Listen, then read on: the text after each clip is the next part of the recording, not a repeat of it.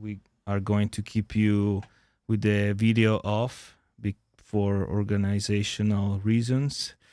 But of course, you can write in the chat. Can't hear. Wait. Try speaking, Vincent. Check. Can you guys hear? I definitely already saw some familiar faces. Like a friend of mine, I think Larry. He's also been like active in the comments. I really over on my channel. So cool. Yeah, Good Larry is a house head. It's awesome. Cool, guys. Wait. Everyone the meeting. Okay. I'm gonna take a few minutes just to see everything because I'm a bit overwhelmed by all these windows I have on my other screen here. Vincent, welcome to our monthly meeting. Happy to have you here. Yeah, thanks for having me, man. It's a pleasure. And hi to everyone again. Hi. To meet you this way. Hi. So Vincent is known for his artist name Olean. You're gonna tell us a bit more about that soon, and his YouTube channel Olean's House, which has been doing very well lately, but it's due to the amazing work you're doing with the YouTube videos that are very, very in depth, and there's a lot to learn every time on your videos. So you deserve your 20K subscribers. Congrats. Thank you. Thank that. So I would start a little bit about your name, because your DJ, I don't know if it's your DJ or YouTuber name, producer, because you are kind of mysterious. We don't know much about you. Funnily, that's always has been a little bit like this, because sometimes like I like to put myself out there with content that I like and making videos and stuff like that. But even back in the days when I was DJing quite a lot, I was always like a bit of a ninja, being there, but at the same time a bit not too public. So my name, it's from a time where I wanted to like start a project with music and playing slightly more. That was a while before COVID. And it was in a funny phase of my life where I was like interested in startups and things like that. And there's this approach, like the lean startup approach, you know? And since I guess many of you guys know that sometimes it's not that easy to like manage mentally, and the ideas of becoming an artist or all this stuff can be a bit complicated. And in this book, it basically talked about like doing these little steps, just putting some stuff out there, see what happens, maybe not even overcomplicate it. And as you can see below my camera, my last name is Oliva, because my dad is from Cuba, so that's why I have a Spanish-sounding last name. And I just like put these two words together, like lean and Oliva. So like this is how Olean came up, basically. That's interesting. I've been sticking with that alias. Recording in progress. Sorry about that. No, that's all right. In the house realm and stuff like that. And I've put out like a few tracks and things like that. And I also picked it for my YouTube channel. And yeah, because I like house music. And I really like the channel Pensado's Place. If you're looking for like engineering and stuff, you know, so Pensado had his place, and I thought, okay, I will have my house because I also make house music. And that's basically where the long story of where the name Olean's House comes from. Well, that's good because, you know, not always there's so much thought behind it. And that's nice to hear. Yeah. And so did you always make videos about house music, or because I saw some older videos you also did a bit of minimal house? I've seen something a bit different from the genre that you cover lately. Yeah. So my personal taste for a while has been like this. I think like minimal house and house, they kind of meet at some point. And I don't know if you know like The Ghost or Gene on Earth, like Francesco Delgado. They play house, they also play minimal, sometimes stuff in between. Ricardo Villalobos will also play some like house stuff, but mix it with minimal. So I'm like on the housey side, but it kind of connects with minimal sometimes. So that's why things on the channel have been a bit mixed overall.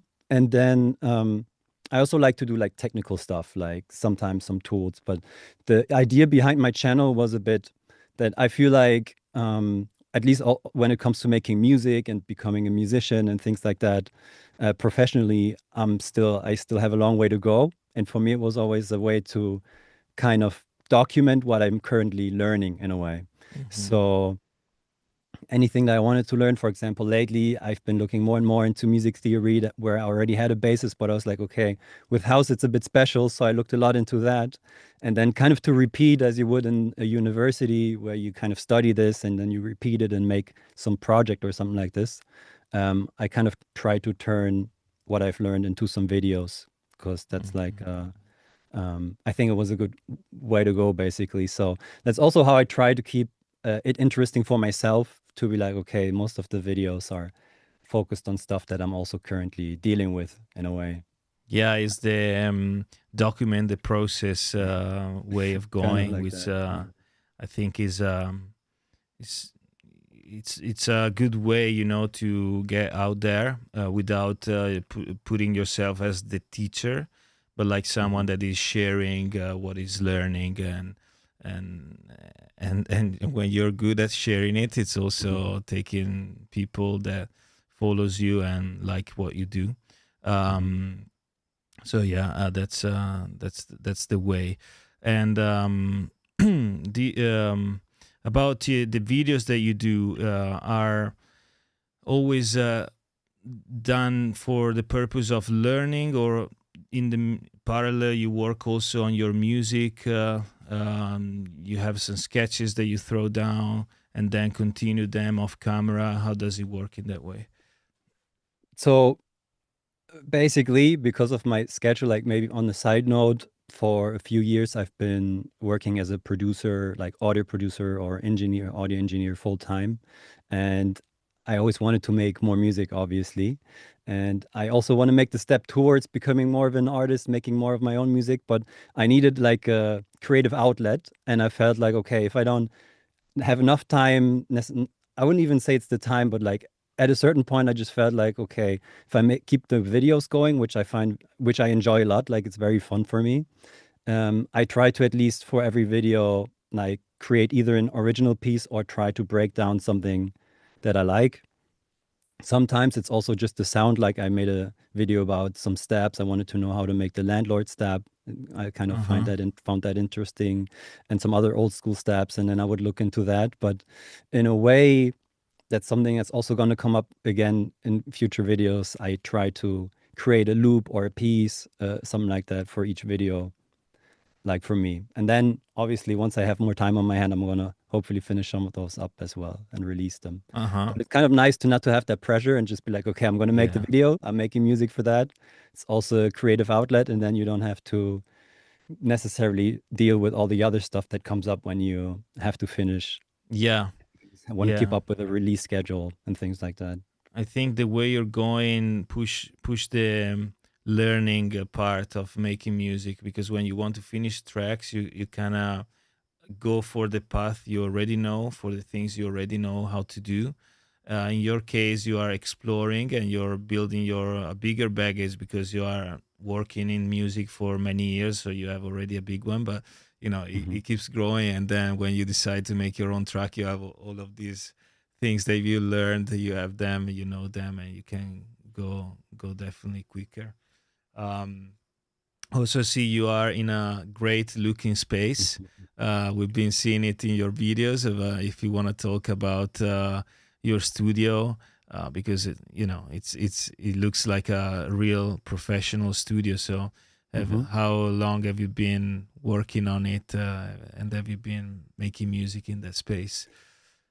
It's been quite a project, but kind of something recent. I would say it was completely done and workable at the beginning of the year. That's also when I started making videos again, because for me, the channel was kind of an on-off situation. And this year I was like, okay, I have the studio space. It's always been something that I wanted to focus on more. If I don't do it now that I have the space, I'm not going to do it ever. So I kind of kicked myself in the butt and like actually did it this time. And well, I'm based in Valencia, Mm. like in a small neighborhood that's a bit outside of the city, close to the beach, which is nice. And I basically luckily here, like I'm from Germany originally, where rents and depending on the city can be quite high, and here it's quite manageable. And I found this space which was this like big garage, basically. and there was lots of stuff. There were like pipes and water falling down. It was like, okay, I'm gonna have to do some work in order to make it work for a studio. And through my girlfriend, I met some guys who were really good at like building like a cabin and stuff. So we didn't do like the whole room in room thing, but like Mm. building a cabin with drywalls and things like that. Um, Over the years, I picked up some stuff about acoustic treatment and things like that, and kind of decided before, okay, how can things make sense? So we kind of built this cabin, and there's a small kitchen behind me, and like an art studio where my girlfriend is doing her stuff on the other side. Um, but yeah, like I have to admit, this time things came together quite luckily. Like they were constructing a house, so the wooden panels that you see here, I just asked them like, "Do you Ah, guys still need the panels?" They're like, "No." They just by chance had like the size of rock wool, which I already had some okay. absorbers at my grandpa's place, so I shipped them via DHL from Germany here, and I put Oh, them in there, really? and I So, yeah, sorry to interrupt, but no, no, basically easy. behind those pallets, there's a rock wool. Exactly. Okay, So. and behind Yeah. them, what's behind? Drywall. Exactly. So there's Okay. rock wool inside of the wall, and then there's a kitchen behind me, which is kind of like a bass trap because the Uh huh. drywall lets through quite some stuff. And since it's still kind of quiet and the sound has like the low frequencies have a way to escape, um, kind of like that. And then the corners, I have 3 layers of treatment. Okay. Um, like some absorbers are also Basotect. I don't know if you heard of that, and Mm-hmm. some are Mm-hmm. Caruso. And then for the bass trap, I have like a specific wool, which is very fluffy, so you can make the absorbers quite thick. And like another coincidence, I was in Hamburg, and they were just like building a studio there, and they had a lot of material left over. Oh So I wow. went there, and since it's so fluffy, this and they explained to me, well, like if you want to absorb bass, you have to go quite thick, but like the normal rock wool, it will reflect the bass again. So you need something really fluffy. Ah. And they gave it to me for free almost, and I put it into like trash bags, and with a vacuum cleaner, I sucked out the air, so they got very small. Mm-hmm. And I And shipped it you here, shipped. and basically many coincidences that kind of led to this Ah, place. Yeah. that's nice and smart. You managed to, how do you say, to reuse things that otherwise would Yeah. have been thrown away. Also, it's nice that you mentioned Caruso because it's an Italian company Mm. that does very cool design panels. And I've been designing a room not for music but for like a hall for conferences, and I suggested their materials, which is because they are very cool, good looking. And I remember they had this particular foam Hmm. that is sort of, I mean, it's a alternative to rock wool, probably a bit more performative. And so overall, the quality of the sound is good inside there. Yeah, like I did some measurements which were surprisingly good. And maybe you know from the videos, I don't want to touch my camera because sometimes the battery dies. But like in the videos, you can see I was working with Focal Trio 6s. Yeah. But since the room is quite large, I actually got this Sub 12 to like fill up the low end. Oh wow. Uh, so it's a huge like it weighs like 70 kilos, but it was nice. So I have like the full range and the sound is nice. It's pretty quiet and yeah. Yeah, the thing that I was, in fact, noticing is that the studio dimension is on the big side, which is uncommon, for like a more, let's say, bedroom producers. And this is where, on small room, the low frequency is a problem there. It's probably also easier to control that. So yeah, and I'm also jealous of your monitors, but here in this room they wouldn't fit. They wouldn't fit. So, guys, in the meantime, if you have any curiosities that you wanna ask in the chat, just let us know. I think so. For this call, we planned like a little bit of. Sorry. In the meantime, we have Mao saying hi on YouTube. Hi from Colombia. We Oh, have hola. hola on the Zoom chat. We have Rob, Larry, Mingo, Musta, Sharif, everybody, guys. Welcome, and also happy that you're here. And also, sorry, guys, if it's for me, it's also a bit. You told me earlier about being a bit nervous, but for me, the hard part is to check the message and listen to you in the meantime, not look like I'm polite to you because No, so it's okay. sorry if you see that sometimes I get distracted, but I'm trying to check everything anyway. The plan for tonight was to get to know a little bit Vincent and his project. So before and then moving to him showing us some cool stuff on Ableton. But before moving to Ableton, I wanted to ask a question about your YouTube channel. If you guys are not subscribed, go check him out. It's Olean's House on YouTube. And now that you reached a good number on YouTube, I'm curious to know what are your next steps. What are your projects for the future with the channel? Is there something interesting happening or planned for the next months? Sure. So obviously, for me, a goal is kind of to go in your footsteps to not only make videos but also release some cool music. And I'm kind of managing to get like the time and space to focus more on that because I also think it's going to be very nice to like show track breakdowns and things like that of things that I do. But in a way, I want to like I feel fresh like getting back into this because I had months or even years without not uploading anything. And at the beginning of the year, I was like, okay, I'm going to do more videos, and I kind of want to go like keep it going in the direction of what I'm currently doing because not only because it's fun, but there's still so much more to talk about. Mhm. Obviously, okay, I can see there's also something coming up in the chat, which I'm going to read in a second. But yeah, kind of that. Like, I feel like there are still many, many topics that I want to kind of jump into. And then I really, really enjoy sound design, which relates to what we're going to look at later on.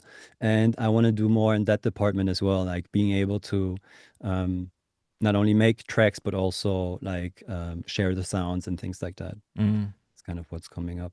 cool. But like specific topics, um, I think there are many, like something that's going to be coming up. I think there are many cool tools which I use, which are overlooked sometimes, which can seem basic, like a gate, for example. Mm. Like in my last videos, I've been talking about transients and how they matter quite a bit in the context of mixing in these type of things. And very quickly, people talk about transient shapers and fancy tools, and I like this more and that more. And I kind of like to approach things in a way where I'm like, look, a transient shaper is kind of this, and try to share how I think about sounds and how I approach sound in general, and how that can open up many things like how you use your tools. And you might even think, oh, I have all these tools I never used before. And that's kind of sometimes what Yeah, I want to yeah. go Also, into. also because if you are interested in a gate, of course there are tons of videos around, but people want to hear how you use them, because if they've been following you for a while, they know how you explain things, they know your philosophy or your approach, and they Hmm. want to see how you suggest using a gate or any other plugin. So I think even the most trivial thing or tool can be a good topic for a video. So Yeah. yeah, definitely I agree, and I'm looking forward to see your next video uploads. Let's take this question by Yeah. Rob. Hmm. What's a quick video on YouTube of yours before this webinar? Spot that you've got a nice old Makey 1604 mixer. I've not used mine in ages. Have you got any inspiring tips on how you're using it and how it's fitting in your workflow? Great question. And I got it because I needed a mixer and I heard, okay, the Mackeys are kind of cheap and nice. And then I bought it off eBay for a good price. And there were many things wrong with it. Like all the faders are crackling, and I sometimes have to push like faders or knobs so the sound comes through. So it's definitely a diva, but which I like. I still like to use it because interesting stuff comes up with it. And I realized, okay, I try, or basically my setup is, um, I have like one side analog stuff and one side kind of digital stuff. And I have some patch base and an interface which lets me route anything through everything, basically. And I either if I'm jamming with just the analog stuff, I use the Mackie to like level things out quickly and stuff like that. But in my Ableton workflow, I kind of route some things and drum loops through there, which need like just this little bit of extra character, I would say. Obviously, you can use it nicely to drive stuff like the distortion. Mm. Sounds quite interesting, especially if you're like, obviously it was for techno heads mainly this mixer, like because the drive sounds cool. But what I've actually ended up doing to kind of work with how the machine is, oftentimes when these weird things happen, the sound is still kind of interesting. So whenever I'm working with it, I try to just record what comes out of it because like these weird organic things that you won't be able to copy. That's often something I'm looking for. And the crackle from the faders can sound pretty interesting, and in ways which I don't know exactly what's happening, but it sounds cool, and no one will be able to copy it. And that's often sometimes where I'm like, okay, I try to not be too fixed on how I actually end up using it, but I try to use it as a mixer whenever it lets me, and then I just try to use whatever comes out of it in a way. But um, sending stuff through there from Ableton to be like slightly more, um, yeah, I wouldn't say organic, but it just does something slight to it, like a little filter. Yeah. Uh-huh. It gives the its own touch. So and technically, how do you send Ableton sounds to the mixer? What's the routing that you use? hmm So I have an Arturia, what's it called? 16 AudioFuse 16 rig, Okay. and it has quite a lot of outputs. And I have two patch bays. Basically, I just needed one, but there was a big flood going on. I don't know, you probably saw in the news in Valencia. So it got pretty wet, the Oh one patch yeah. bay, everything was underwater. Oh Luckily, my damn. studio it didn't happen here, but then, so because it got wet, Toman sent me another patch bay, and I was like, okay, I can do something with it. So basically, I have these patch bays and my normal routing where my synthesizers go into the patch bay and then either into the interface or into the mixer. And I can quickly patch either like in the software of Arturia or if I want to go quick, like with some cables. And yeah, for example, I have an Electribe or some other Korg tools which have nice effects on there. Mm. And I try to reuse them to be like, okay, I can with the patch bay quickly send something from Ableton Live into my mixer, which then is connected to the input of my Electribe. So I have the Electribe effects on the stuff coming from Ableton Live also. Nice. Um, because I like to get my hands on things. So Mm-hmm. I like two hands, two knobs, and stuff like that. And just the chorus or the delays, playing around with that is always quick. And I also have a push, but in life I've always been a bit slow. Like being like, okay, which tool is selected now? If I turn this, like Yeah, what's gonna happen? And with the tools, it's like very clear. Okay, a few knobs, and I know what they do. Yeah. I see. Also, the Makey has some effects, or is just a simple mixer. I think it's just a simple mixer, Okay. but I'm relatively sure it's just a simple mixer, but I might be wrong. I don't want to say anything. Maybe Nice. Rob, does the Mackie have effects? If yes, would be great, but I Yeah, don't. let us know. Let us know. And so, what is your analog gear that you mentioned? Oh, the old ones. It says it doesn't have. Mhm.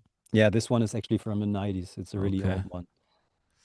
For now, my analog gear, I don't know how it happened. It got very corgi. So I have an Electribe, I have a Micro Korg, I have a MS-2000R, Is it a and rock unit? The MS. exactly the rack because I don't want to have like the Mm. synthesizer things where you have like eight.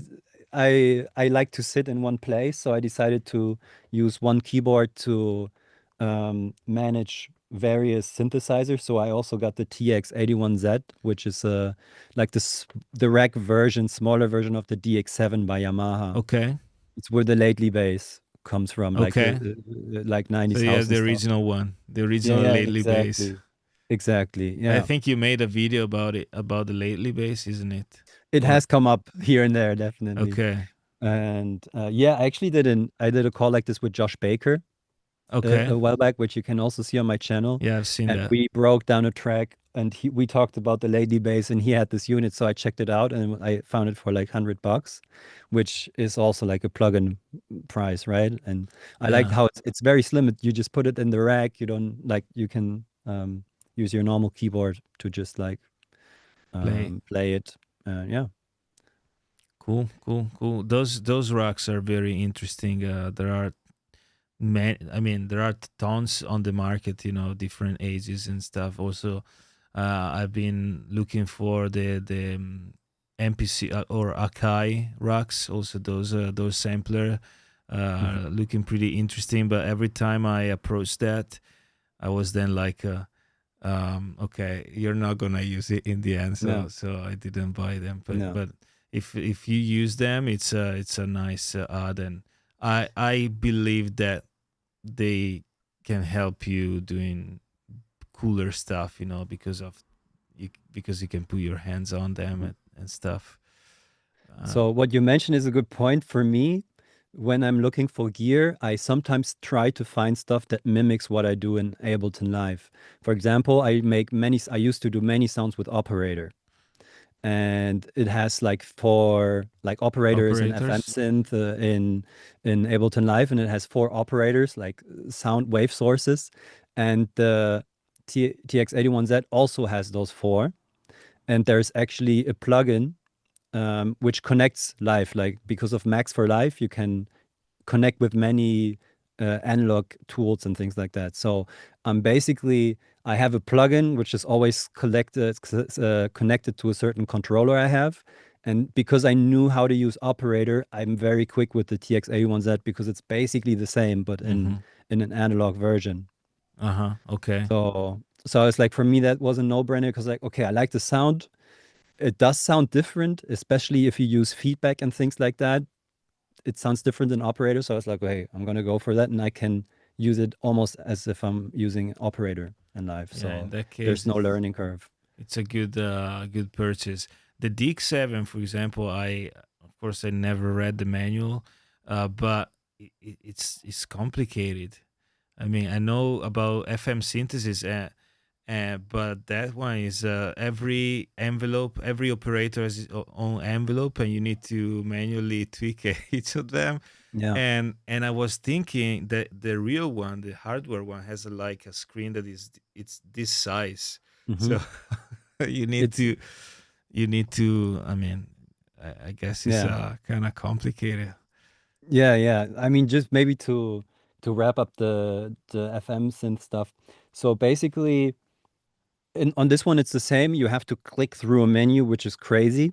But because through MIDI, it can communicate all the different parameters, you can have a plugin of your, like, they're usually, like, for example, if you check Max for Live TX81Z, you can get a perfect plugin that's more like something visual, where you Mm. can control every single parameter on that. Ah, So back in the day, I think people just got it for the sounds, and the very geeky ones got into the menu and designed some sounds. But back then it was more like there were not millions of plugins, so you wanted to have one tool with specific sounds for house and things like yeah, that.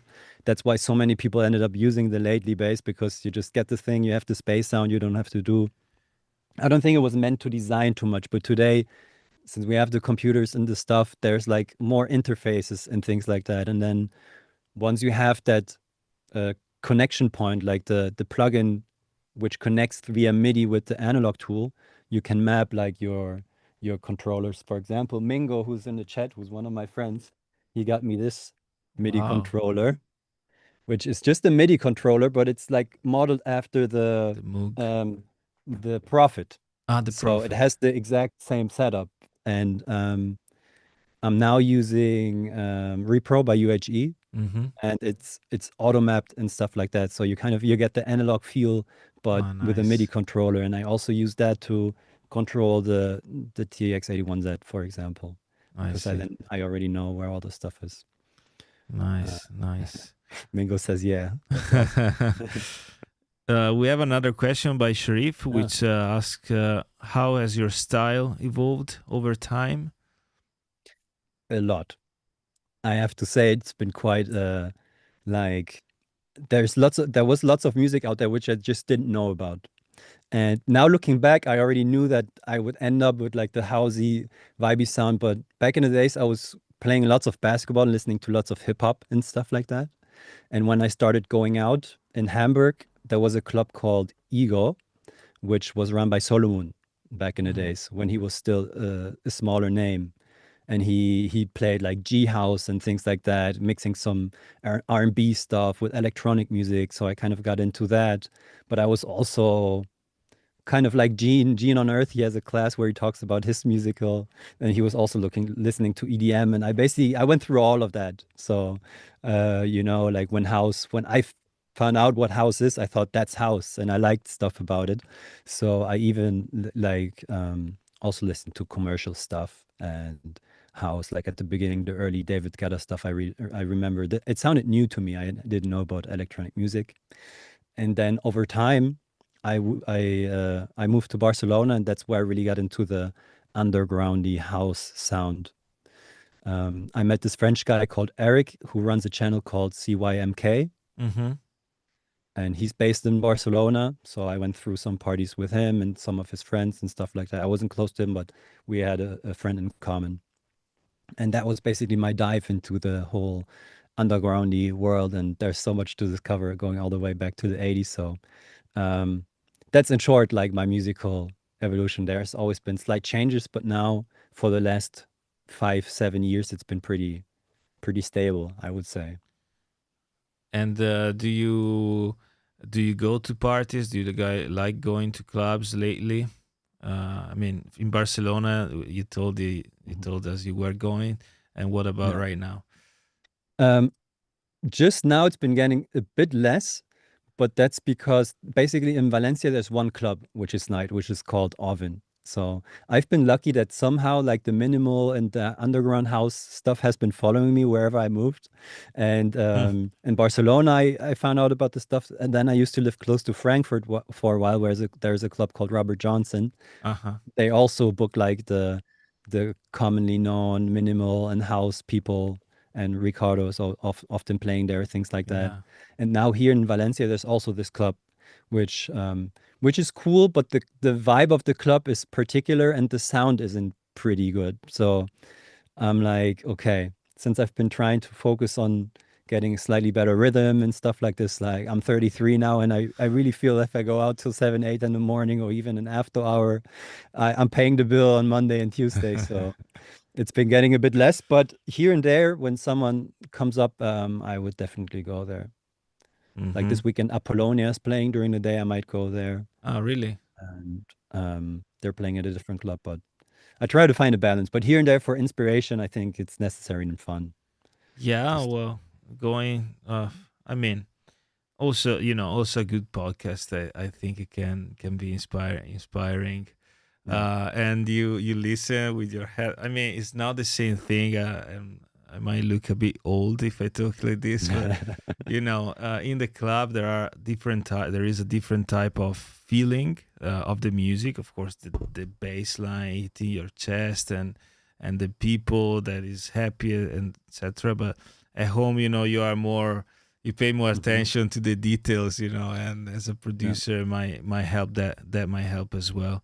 Hmm. So I think it's Yeah. about finding the balance. Um, Also, Masta is asking if you plan to have a Patreon. No, I actually, I, when it comes to the videos, I want to obviously make as many as possible, but I want to keep them free because I feel like as the more people can see them, the nicer. And but I also understand, like we talked about this, that if you want to dive into certain things, like a certain type of video that I sometimes would like to do, doesn't work on YouTube that well because it's like the algorithm, how it works and things like that. But I will try to do it anyway and maybe find a way to upload things like that. But obviously you have to, yeah. So I think I want to try to make like as many free videos as possible. And then if people want to contribute or things like that, I will try to make more sounds and Mm, stuff like that. That's something because I really like sound design. I want to okay. Yeah, focus yeah. on that. And yeah, that's kind of the idea for now, but like let's see how things work out. But yeah.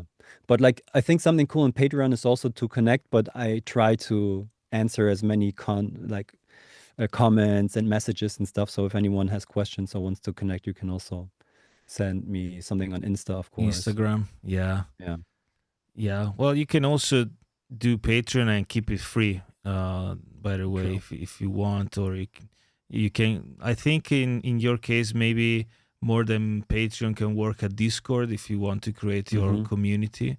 Um, and where can we find your sample packs if we're interested in buying them? So I'm gonna put the link in the chat, but for now, Cool. I'm using PayHip, which was just like to try things out. It's like a place where you can just really quickly put some digital products. Mm. But I'm actually working on my own website, Oh, which is gonna nice. come up eventually, which is gonna be oleanshouse.com. Um, Great. and if you just check out my channel, it's the easiest way to find the link to the In to the the current description shop if of the someone videos. is something. I make small packs because something I was always bothered with the larger sample packs is that I was hoping for good sounds to be in there and I would go through there and then Mhm. the stuff I use wasn't that much and you end up paying for all the samples and I was like okay I'm going to try to make small samples, for example like 30 kicks which I really think are good and then put them out there for like $3 to $5. Yeah. And keep them smaller but better. That's kind of how I try to pre-filter them because there are too many samples out there. And I was like, okay, if I always organize my sample, that's even takes time for me. Why not put some out there which are already pre-selected in a way? Yeah, classic case is that you see the sample pack is 700 megabytes. So, well, that's 30 euros, but it's 700 megabytes, and then it's full drums. Full drums without the kick, full drums without the snare, then just this. I mean, so it's better to have just one sound or a simple loop and then use it as you want. It gives you more freedom than. So yeah, I definitely agree with your philosophy.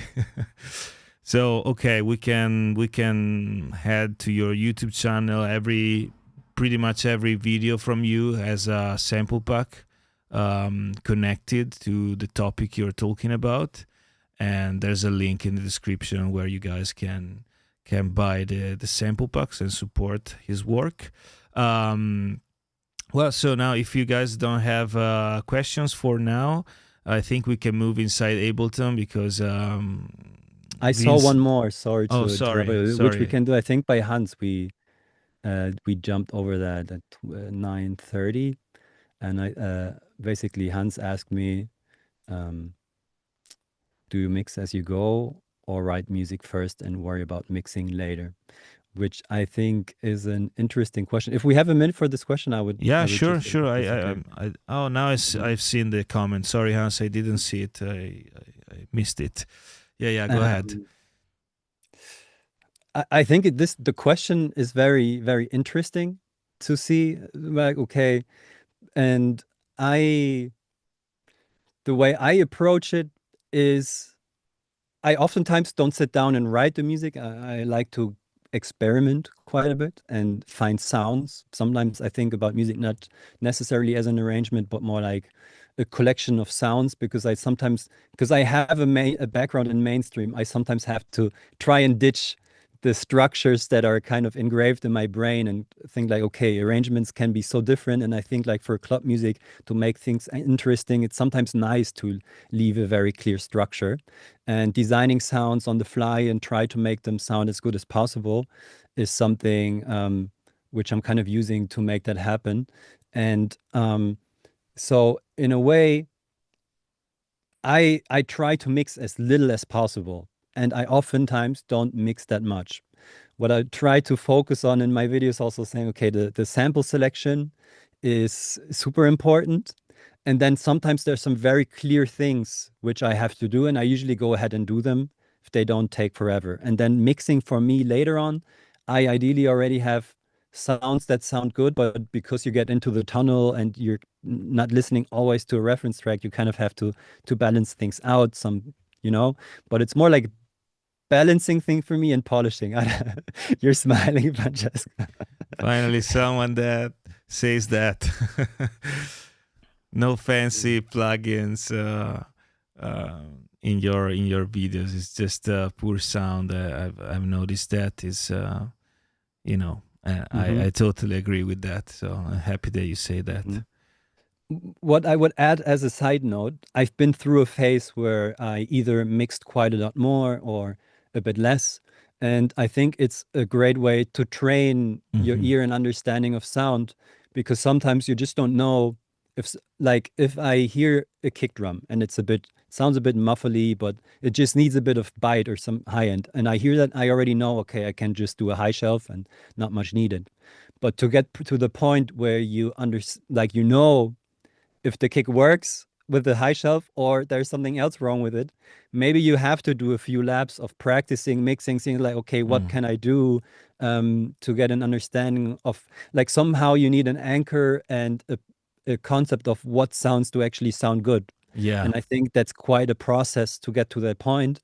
And if that involves some heavy mixing and some processing for you to be like, okay, this works, this sometimes doesn't work, you know, I might also do some heavy EQing on some tools or some sounds where I'm really getting something out because I heard before, okay, if I take that out, it's going to sound nice. But I think, yeah, long term, you want to get to a point where you select the sounds quickly and have them sound nice because also for the workflow and for your creative flow, it's just much better that way. I think the heavy mixing comes from the acoustic side, where if you record a drum kit and other instruments, you have to do quite a lot of Yeah. work oftentimes to make it sound good. Yeah. You made me think about one thing when you said like you need to go through that process of trying out everything. And now the last thing also you mentioned made me think, okay, I was also watching, Dave Pensado's video. He was using all those plugins, and I was like, okay, I need to try them, to make things sound good. And I I went through that phase where you buy where you download all the plugins from Waves. You try all of them, the Fab filter, etc. And now I tell people you don't need all of them. You just need a good sound. But the thing that I'm finding hard, and if you have a suggestion, please help me, is to explain people how to understand if a sound is good, if a sample is good, and probably going through all of those mistakes in the past is what makes me understand now if a sample is sounding good at the start or not, because really it's difficult to tell someone how to listen if a sound is good or not. Do you have Hmm. any tip about it? Hmm. Basically, what I've been, or what I will try to do, and what I've been trying in some of my last videos, is to share the way I think about sound, Mm, because um, obviously you want to listen to sound, but in a way, the way you're how you think about certain things is going to send you on that path, kind of to. I'm going to try to put that a bit clearer. But in my videos, I try to show what I look out for, and then the people can kind of take that mindset or that mm, type of idea to to keep going. So for me, for example, in one of my videos where I talked about transients, and often when people send me some tracks for feedback or I mix some stuff, there were some like many elements had this certain knockiness in there. mm, And I feel like, okay, the best way to compare it is, for example, a rim shot sample, which is exactly in there. It's kind of, so I said there's almost like a rim shot at the beginning of many, many sounds. And I feel like if I share this type of idea, then many people know what I'm listening for, where I'm listening for it, and kind of can try that on their own, you know. Um, so in a way, yeah, I try to select the type of how would I say this? The type of revelations I've had, Mm. which I think are understandable for someone else, which is going to help them. It's like, if you want to teach someone how to ride a bike, you can tell them some like how you balance your stuff and try to give them ideas to kind of get into the vibe, but they have to practice it at the end of the day, Yeah, obviously. But practice is um, everything.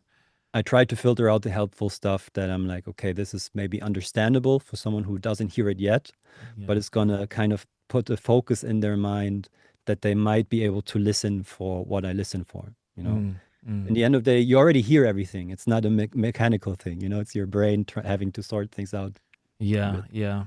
I was thinking that another thing that I realize, when I make a video tutorial, I sometimes, you do a comparison between things done wrong and things done right, but most of the times you just show the right way.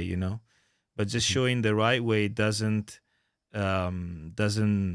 allows people to see the wrong part and to compare them, and comparison is a good way to learn. So maybe, as you said, sharing the thinking process more, like making of tracks, videos, or even sessions with one-to-one sessions, then record them and share them with other people. I think can help me. So you gave me a good idea also for Cool. that. So Nice. we have someone in the chat. We have Thomas that says you guys should do a track together. That would be fun. Whenever you want to start making some tracks for releasing them or just for fun, Vincent, I would love to work on something together. Maybe it's the time that we Yeah, work on more music instead of just making videos. um, Saludos de Andres. Nick from Brazil is saying that he likes my Sao Paulo t-shirt. Thanks, Nick. And also greetings from Brazil. He loves your channel. Lots of good tips. nice. Thank you, Nick. Greetings Um, back.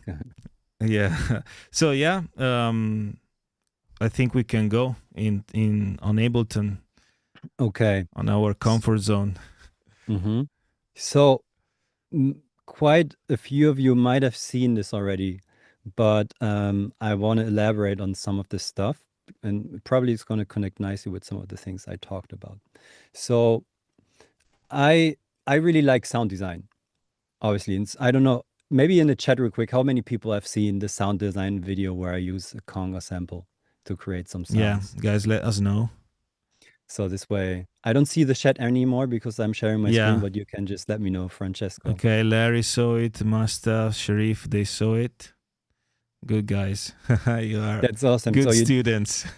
So I'm just gonna quickly bring people up to speed who maybe didn't see it, haven't seen it, and then I want to elaborate on the stuff that I did here that you might be able to use for some other sound design things and stuff like that. So basically, for more detail, you can also watch the whole video, of course. But very quickly, we have a conga sample right here. Wait a second. Can you hear this? This is Yeah. probably coming through, all right? Okay. And when I like to design sounds, in a way, synthesizers use waveforms, right? And they're usually always the same. You have some square waves, you have some saw waves, and things like that. And you even use the same waves in FM synthesis to create some more complex ones. And I oftentimes try to mingle with the things which I have in my projects. And in one project, I had this conga drum, and I was like, okay, let's just see what we can turn this into. And it was kind of revealing to me how many things you can create out of something like this. Because in a way, if you look at a sample, you have all these different parts here, which if you take a little chunk of that, it's going to turn into a waveform. So for example, let's say we're taking this very part at the beginning here, and I'm going to get this back here. Okay. In a way, this would be somewhat similar to a saw wave, what you're looking at. So basically, where the loop stops, it just cuts it off, just like a saw wave would go. So if we do a basic setup where we, for example, bring down the filter and then modulate that with an envelope, so I'm bringing down the modulation amount. Now We already have something which sounds of kind of like a cool bass. Wow. So very quickly, if you jump around here, let's just say now we're doing a bass sound, but depending on what character you like, I have to play this lower. This could be like a low sub, or if we, for example, want to use a waveform as a basis, which is a bit more complex and weird, at the beginning we have this little noise thing, like just a little attack of the conga, right? So now these are sounding similar. We can do the, so we're opening up the filter a bit more. Sounds a bit weird, but then you can use some processing. And obviously also, if you want to go for something more like a sine wave, which is a bit lower and subby like this. Like when I listen to this, obviously, in a way, it sounds similar to something that might come out of a synth, but there's like this weird, I hope this is coming through Zoom and stuff, Yeah, but yeah, there's very good. like the high end and the overtones and things like that. They're just a bit different. And I was listening to sounds, I was like, okay, if I just use a saw wave and the basic DX7 plugins, they're always missing a bit of character. And obviously, some if you want to get the basics right and stuff, using these tools is completely fine. But for me, it was always, how can I sound slightly different? Where's this little like magic vibe coming from? And doing something like this is what I think is quite helpful, because no one will be able to replicate exactly this waveform listening to it, Mhm. right? There's always going to be some special stuff. And obviously, you don't just have to use a conga sample. You can go for something like I had like a shaker sound in here, which I don't know where did the shaker go? 1 second. We're just going to look for this in the browser. It's just very quiet, probably. No, there's something. This is the typical situation where you have like a show to show something and it's No not problem. working out. Let's ditch the shaker. The shaker didn't want to show up today. He got a bit nervous. But anyway, the point I wanted to make, just go out and experiment and use some different tools. Do you Yeah. see this? Ah, because my hard drive got ditched, I think. The craziest thing Probably is that it sounds good immediately. You don't need to do anything on that conga sound. It really sounds like a SH01 sort of, and Yeah. it's a strong sub and a nice attack. So it's So incredible. the thing where I want to elaborate on this technique is a bit that after I figured out this thing, I wanted to go waveform hunting. I got a bit like addicted, be Yeah. like, okay, how can you find what are other ways to look for some cool waveforms? And maybe I can even make this bigger to show things up. And since the normal waveforms like a square wave and things like this are something that I'm familiar with, um, I sometimes look for similar things, but then because I'm using something else to create a wave like that, I'm getting some character. So this is just a snare sample. Let me make that small again. I'm going to turn off the filter actually for now. Okay. Okay. Now, this is the snare, right? At the beginning of a snare, here, it got clipped, right? So this is stereo now. So you see the different waveforms and you see all the small frequency things which are in there and some stuff. If I just use a clipper of mine, some of this might not happen this way because they recorded it, the mics got a bit clipped, right? So something like that is for me a pretty cool way to be like, okay, I'm gonna get this chunk as a square wave or these first two things, right? Okay, this is very short, then you have to loop it. That's something I forgot to say at the beginning. Here we go, we make that small again. Go on here. In classic mode, loop. Okay. Like, there is no filter on there yet, but there's like this little movement you hear in there. And Let's do the same way. Longer, maybe do some of this envelope over here.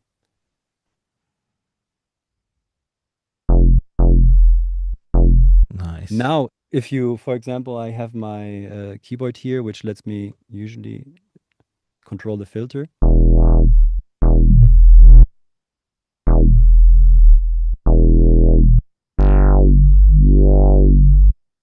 Might sound like a bit weird. I usually take some time to like find something, but I kind of try to find ways to do it like that. And which what I showed in the video, just also as a quick reminder, which I think connects kind of nicely with how sounds work, is that sounds are, or how sound and the brain kind of connect are, to me, very interesting and more complex than what you sometimes think. So, for example, here I have this 808 layer, this little click, which now is playing a loop, right? And we basically hear one hit once in a while. But once you make that faster and bring up the frequency,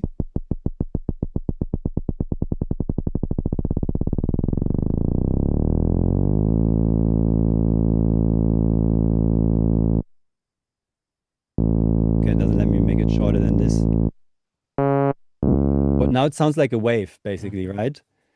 And looking for these small impulses and things like that can also be a pretty cool way um, to create some custom waveforms and then do something with that. If you then use a filter or whatever, sounds kind of like a weird, quirky organ sound. Nice. But yeah, those are just ways how I like to stumble across some sounds that I like. Sometimes when the Mackie spits out like a click that's weird, I use that to create a sound. Also, if I want to create a square wave or something like that that kind of has a special sound, I would drive this into not a preamp, but something like a wave shaper, which creates a square wave and just chops everything off. And yeah, that's just something small I wanted to share. Yeah, Stripped Jim, aka Stripped from Netherlands, says on YouTube, that's sick. You can build your entire wavetable pack and throw it in Serum, for example. Yeah. Yeah, definitely. I have a question. I saw you made also a video on how to rebuild sounds that you hear from synths and etc. So, for someone who knows the basics of sound design, so filters, ADSR, basic waveforms, what do you think would be the approach to start learning how to rebuild sounds that you hear from the tracks you like? Mm-hmm. I would say I've spent quite some time breaking down basic presets, like things which I liked. Doesn't don't even have to be that many, but like once you know from the synthesis side how something works out and kind of try to figure out a way to make that happen, that's definitely a good way. But what I oftentimes do when I really don't know how to make a certain sound is I use Voxengo Span, Mm. which is an analyzer. And let's just say we're putting in, let's see if I can get like let's start with something easy and go for like a bass sound, for example. Okay. In here, Span is free if anyone wants to get that. If you watch my videos, you probably already know about this tool. But in here, you can very clearly see what overtones and stuff, what's going on in there, basically, right? And I've used this quite a bit to not only understand sounds a bit more, but also look at chords, for example. If you have a Mm. track where you can kind of isolate the chord just by checking out the overtones, you can nicely figure out what sounds are in there. So, for example, here, if I for some reason wanted exactly this bass sound, obviously some is experience in breaking down presets, but then being like, okay, what overtones do we have in here? And Span up here, it's going to show you the note and up here the frequency. So for example, I played an A, and then we get the normal harmonic series with another A, and then we get the E on top of here, right? Then here we get another A. So you understand, okay, the overtone series is kind of like in a saw wave, but this part back here is quieter. So you have to figure out ways how to make that happen, that you don't have a normal saw wave, but something that kind of combines. And for example, if you do certain ratios with FM synthesis, let's get operator in here, for example. Instruments. It's getting hot in my studio because I have to turn off the AC. Let's say, okay, let's get the A in here. This is the D, so okay. Okay, here we go. If I now, for example, do a ratio of 2:1 and start bringing this in, we'll have certain overtones like this. And then here, for example, you see, okay, we have the A, and okay, we get another A, so we would have to change the ratio. And by like this, I would kind of look at overtones, how I create them, and then see, okay, are there two, how do I get to these overtones? Are there two different waves layered together? For example, a saw wave playing an A with a saw wave and playing an A at 1 octave higher, and the higher A is mixed in quite slightly quieter. But basically, that's how I would check out sounds sometimes, and try over time to connect these type of things with sounds. So eventually I know, okay, this is how things go. But that's basically like, if you understand what frequencies are in a sound, you can either try to copy them and try to find the way exactly.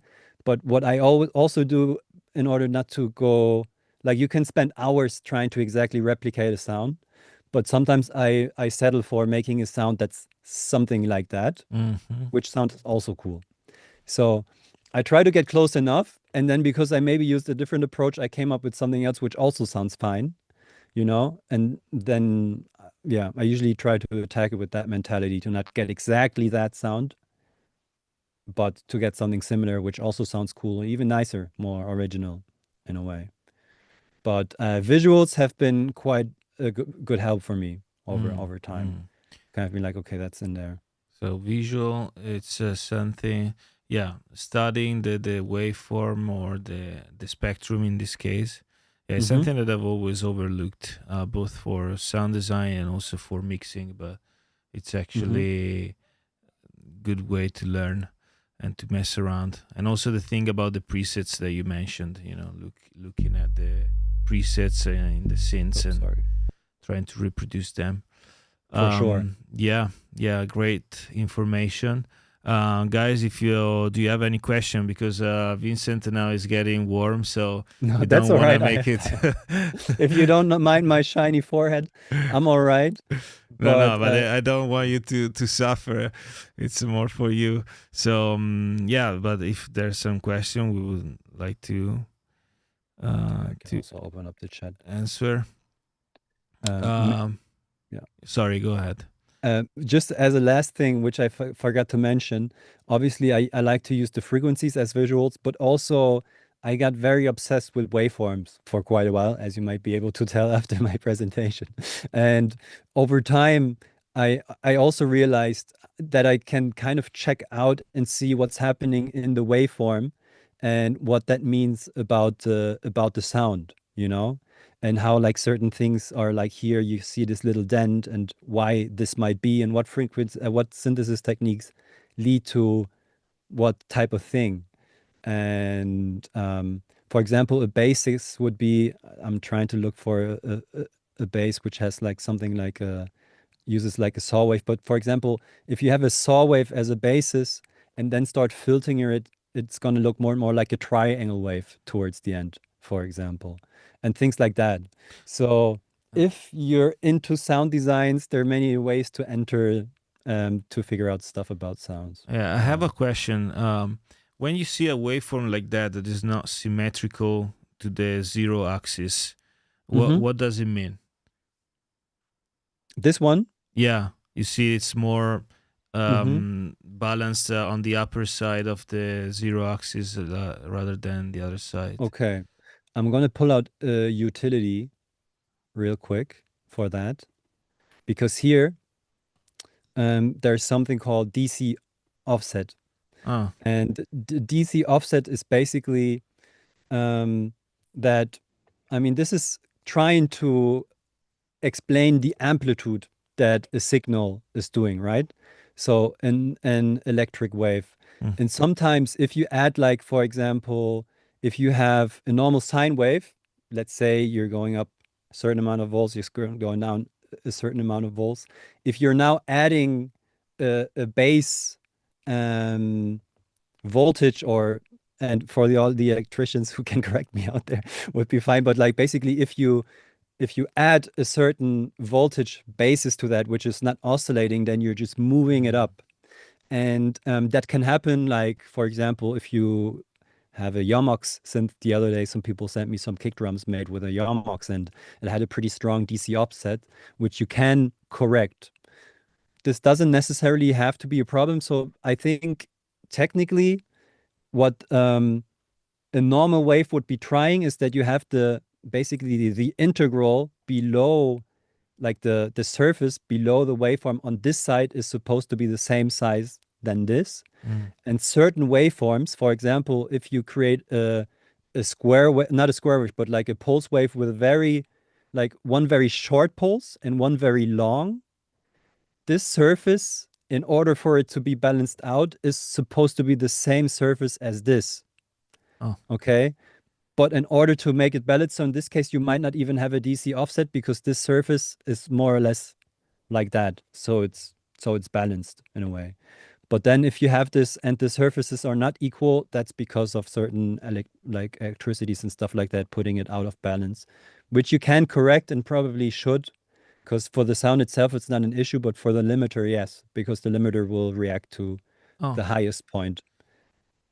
that's interesting. That would mean like that the driver of the speaker tends to be more out than balancing in Exactly. and out. Exactly. Uh-huh.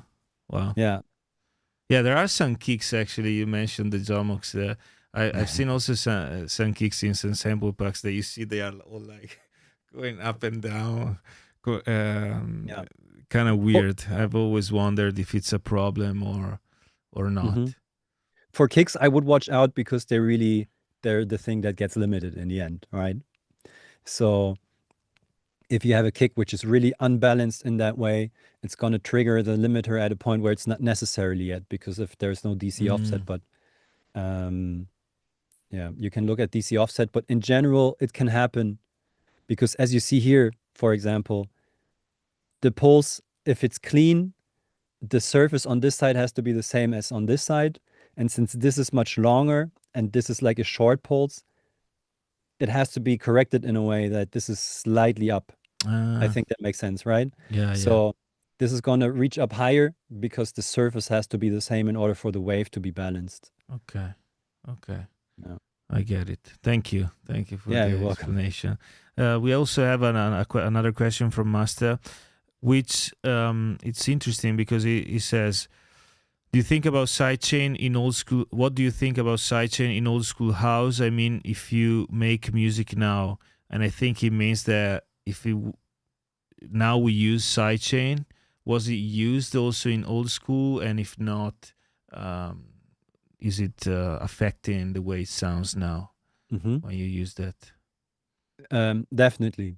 So I'm just gonna, for example, in the groove box like this, which is my, wait, you can't hear me, but like something that has been used for house, for example, is like a Korg electribe like this. Mm-hmm. And you would have like drums on there, but also bass and stuff like that. And there's obviously no side chaining on a tool like this that has been used back then.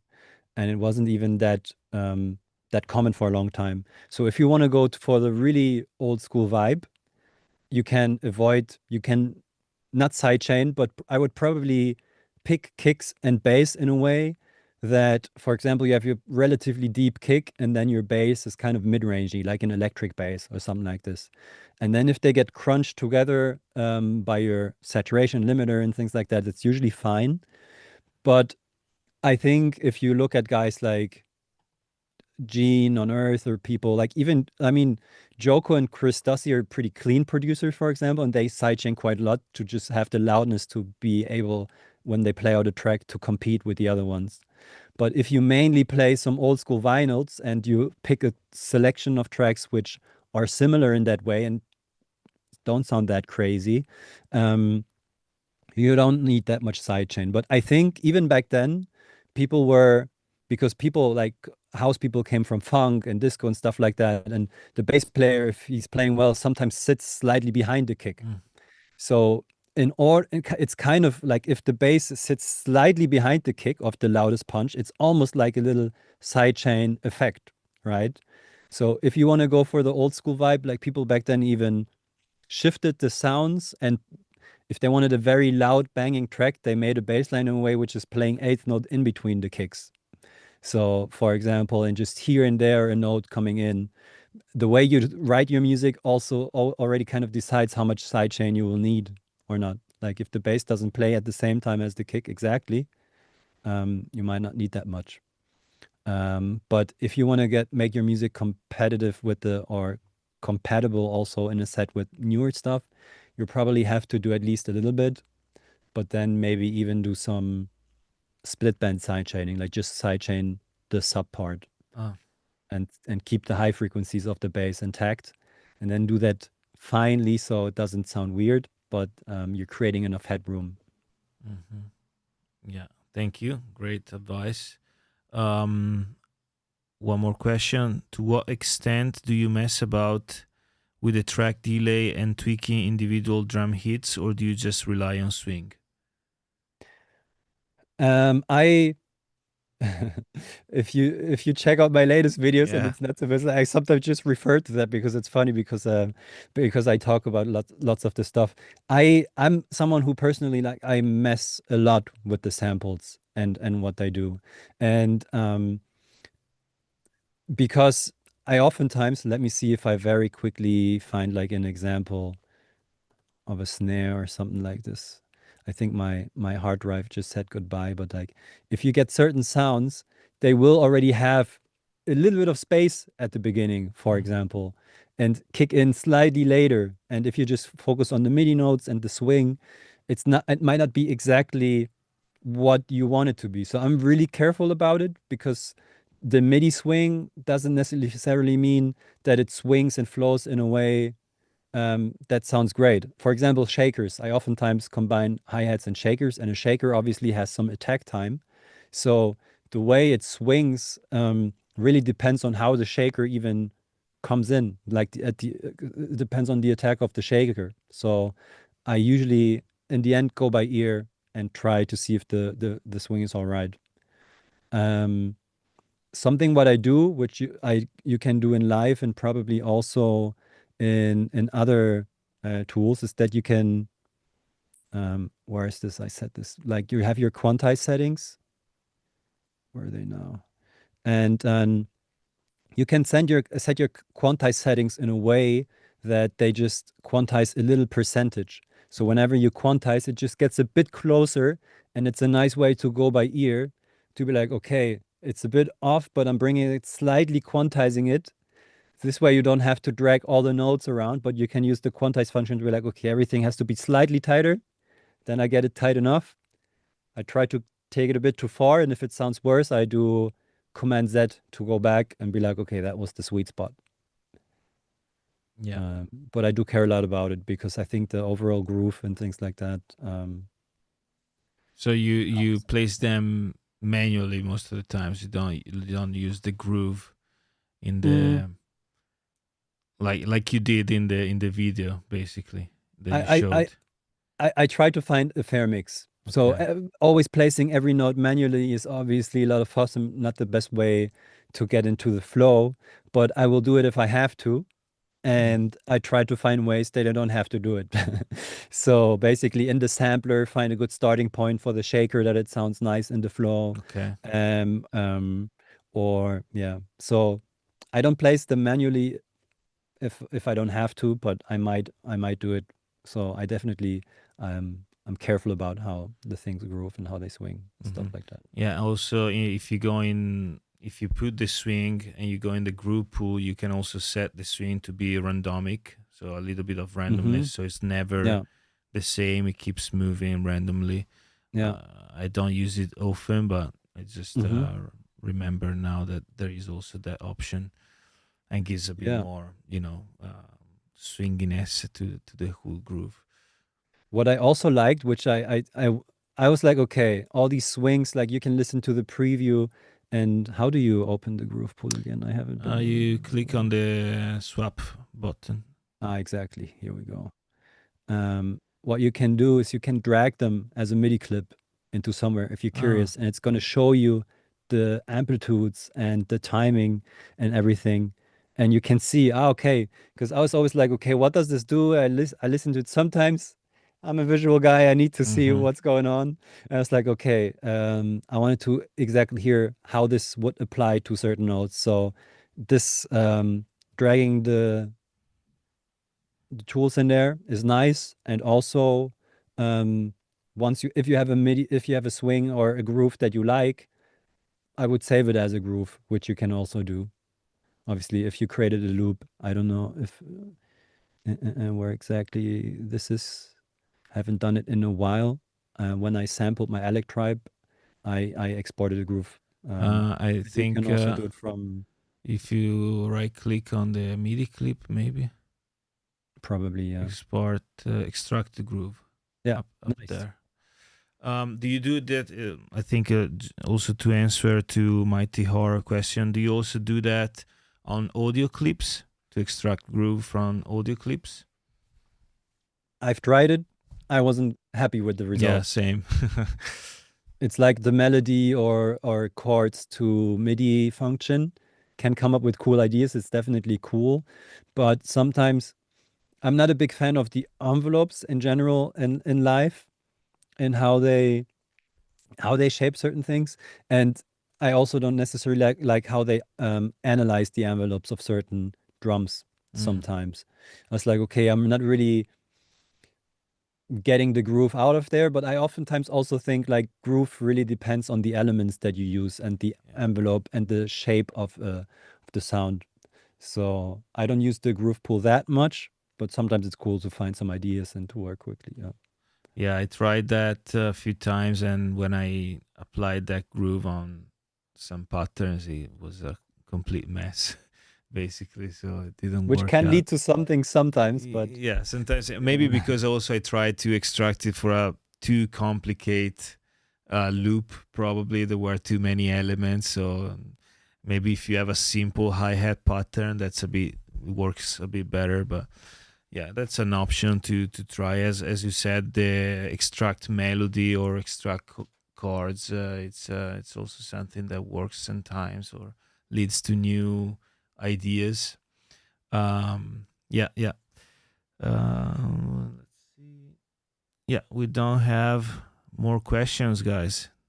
Shoot your questions. Also, YouTube is quiet. What's going on? But no problem. All right. I think the guys want to go to bed. Well, actually, it's 12. I mean, 10 and a half. So it's been 90 minutes since we've been connected. So if you guys don't have questions, I just want to say thank you to Vincent for being Awesome. so kind to spend this 90 minutes with us and sharing his knowledge. Um, it's very nice. I think I will ask you maybe in the future again because it's a nice way to keep keep in touch and also learn something new. Of course, guys, keep watching his video and supporting him. Also, I tell for him, but it works also for me. Don't forget that comments and likes on videos on YouTube are helping, and they are important. So if you learn something, if you see that he's helping you, just show some love and tell him. I think it's always nice to see some people commenting the videos. Um, yeah, Vincent, if you wanna add something. No, this was fun, definitely. Feel free to reach out if any other questions come up. And it was cool to be like part of this for a while. I have to say, like I've obviously also been watching your videos and also learned lots of stuff from you, and I'm super happy that we connected and did this, and looking forward to do it more in the future. And also to the people who tuned in. I'm kind of new to live streaming, for example. When I'm making videos, I can cut them later and do stuff. So if you have any feedback that you think might be nice, also make the calls nicer for you guys, then feel free to let us know. If I can tell you, it was it felt like watching a video of yours because you were so precise and so how do you say, it went so well, smooth, that it was very nice. I have one question. If you do you give like private lessons if some people wants? I do. It has been like I have quite a few students now because of the videos and people who contacted me, and I find it really fun. So you can just reach out to me Mm. via Insta, for example, and I usually have like a quick chat before what type of music. I try to make it as like as close to like not necessarily collaborating, but getting into the projects and try to work on stuff. So I usually do 1.5 hour sessions because I mean, it can be long and intense, but to get some stuff done and really dive into some things that can be quite cool. Um, so feel free to reach out for that. But also, I try to be pretty active. Like when people ask me for sounds, if it's just a specific sound someone wants to know, I usually reply to all the questions because I'm like, okay, now I also want to know how to make that sound. I'm quite active on like, and since I don't have a Discord community, things like that, might make sense to do that publicly, but I also like the one-on-one connections and things like that. Awesome. I think now we have some late questions. Like Mighty Hor is asking what were you into as a kid, and do you draw on it in making tunes now? Definitely. So since like my parents are divorced now, but I grew up with my dad and my mom, and my mom was always into funky stuff, and my dad is from Cuba, so there was a lot of Latin. And that's something like I really like Latin percussion and how it connects with house and this type of thing. And I think that's something that's always kind of stayed with me. These type of tracks.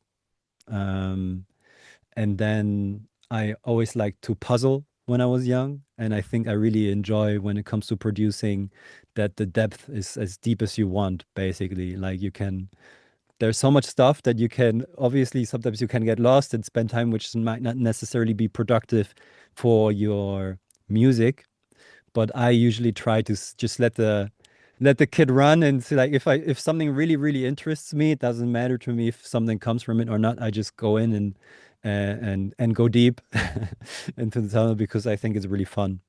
And I think for each one of you who like everyone has their own version of something that just like where you can spend hours without like realizing the time and almost forgetting to eat. So I think if you find that, and that's a good way to learn a lot of things. Yeah. Hmm. And Sharif, last question. Sharif, any clever Max for Live devices you recommend? Ooh. I mean, I mentioned the ones which I like combine the digital world with the analog. There are quite a few cheap synthesizers or relatively cheap synthesizers which have plugins now that you can kind of use them, like also the microKORG, for example. It has this very annoying matrix, and it's very tough to use anything but the presets if you have it. But now that it connects with Max for Live, you can really use it like combine them. That's cool. And then I don't know if it's still working in 12. There was a tool called Yota, which is like a granular synth thing, and I I don't know, I don't have that many specific ones in mind now, but if I look for a Maxwell Live tool, I usually look for something where I'm like, okay, I kind of understand what it does, but it would take me ages to kind of Mm. rebuild that with all the different tools. And I'm like, that's usually what I like in some tools, because then I know how to use it, but it's also creating some cool sounds. But sorry for not having a super specific one. But Iota, I'm gonna write it in the chat. It's Thank you. IOTA. Yota. Nice. Cool. All right, guys. Thanks for joining us in this nice Zoom chat. Thanks also to the YouTube guys for connecting. So I'll see you guys in the community. The replay of this Zoom session will be available for the members of Minimal Improvements, um, and that's it. I think that's all for tonight. Thank you everybody who joined, and I'll see you. I'll see you soon. Thank you, Vincent. Maybe if you wait a minute before going, we exchange a few last words. But Sure. to everybody else, good night and thanks again for joining. Cheers, guys. Bye bye. Ciao, ciao. Ciao, ciao. All right. So let's see. People's going. I don't know because. Okay, I think I can remove. Let me close the YouTube streaming. Real quick.